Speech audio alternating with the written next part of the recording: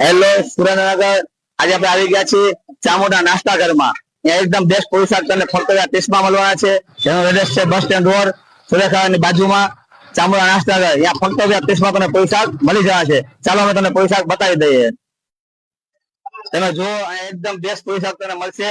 જેને તમને 30 પૂરી અને આવું એકદમ ટેસ્ટ મસ્ત શાક મળશે, ડુંગળી મળશે અને ભેગા મરચાં મળી જશે. એકદમ ટેસ્ટ પોશાક છે અને છાશની થેલી પર તમને ફક્ત 10 માં મળી જવાની છે.